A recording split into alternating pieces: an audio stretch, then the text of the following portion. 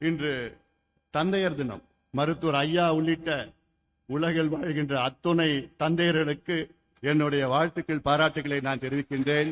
மருத்துவர் ஐயா அவர்கள் நீண்ட ஆயுளுடன் வாழ வேண்டும். 100 ஆண்டுகளுக்கு மேல் நல்ல ஆயுளுடன், நல்ல மன நிம்மதியுடன், நல்ல உடல்நலத்துடன், மகிழ்ச்சியோடு வாழ வேண்டும். அது ஒரு மகனாக அது என்னுடைய கடமையும் கூட. மருத்துவர் ஐயா அவர்கள் என் மீது ஏதாவது கோபம் இருந்தால், ஐயா அவர்களே தயவு செய்து என்னை மன்னித்துக் கொள்ளுங்கள்.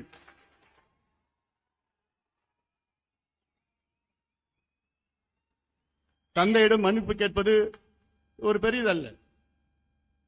அதே வேளையிலே ஐயா அவர்கள் 100 ஆண்டுகளுக்கு மேல் நல்ல மகிழ்ச்சியோடு வாழ வேண்டும். அது ஒரு மகனுடைய கடமையும் கூட.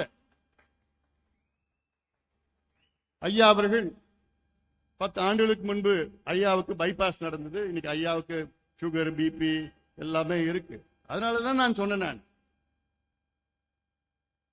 நீங்க நல்லா இருக்கணும், நல்ல உடல்நலத்தோட இருக்கணும், டென்ஷன் ஆகாதீங்க. நீங்க சொல்லுங்க, என்னென்ன செய்யணும்னு சொல்லுங்க. ஒரு மகனாக, கட்சியின் தலைவராக அப்படி டக்கு டக்கு டக்குன்னு சொல்லிட்டு செய்யலாம், சுலபமா செஞ்சுட்டு போலாம். ஐயா அவர்களே வருத்தப்படாதீங்கள், கவலைப்படாதீங்கள், கோவப்படாதீங்கள்.